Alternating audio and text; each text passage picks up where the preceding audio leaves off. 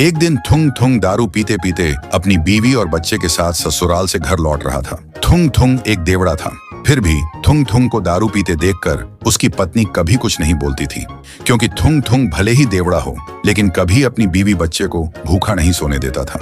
वह अपनी बीवी और बच्चे से बहुत प्यार करता था और थुंग थुंग देवड़ा बना ही इसलिए था क्योंकि वह एक गरीब किसान था। उसे हमेशा एक ही बात सताती रहती थी, अगर कभी फसल अच्छी नहीं हुई तो क्या होगा, और अगर उसे कुछ हो गया तो उसकी बीवी बच्चे का क्या होगा। इसी बेकार टेंशन की वजह से थुंग थुंग देवड़ा बन गया था। लेकिन जिस गांव में थुंग थुंग रहता था उस गांव में एक पुराना राज था।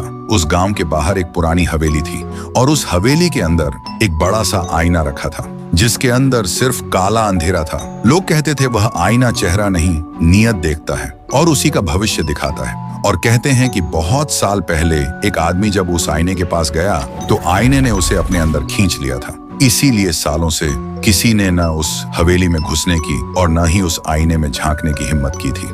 एक दिन थुंग थुंग उसी पुरानी हवेली के पास से अपने खेत की तरफ जा रहा था, तभी उसकी नजर उस हवेली पर पड़ गई। वह सोचने लगा, अगर ये आईना सिर्फ लोगों का भविष्य दिखाता है तो लोग इससे इतना डरते क्यों हैं? इसी सोच में वह धीरे धीरे हवेली के अंदर जाने लगा। लेकिन थुंग थुंग उस वक्त नशे में था, इसलिए उसे याद ही नहीं रहा कि वह आईना सिर्फ भविष्य नहीं बल्कि इंसान की नीयत भी देखता है। फिर वह हवेली के अंदर आकर चुपचाप उस अंधेरे आईने के सामने खड़ा हो गया और मन ही मन सोचा, बस इतनी सी दुआ है, मेरी मेहनत रंग ला जाए, मेरी बीवी बच्चे भूखे न सोए। और तभी आईने के अंदर उसका चेहरा नहीं दिखा बल्कि हरी हरी खेती लहरा रही थी, सुनहरी फसल हवा के साथ झूम रही थी और उसके घर से हंसी की आवाज आ रही थी। थुंग थुंग की आंखों में आंसू आ गए। वह बिना कुछ बोले आईने के सामने हाथ जोड़कर वहां से चला गया। पर ये सब गांव का एक चोर छुप कर देख रहा था।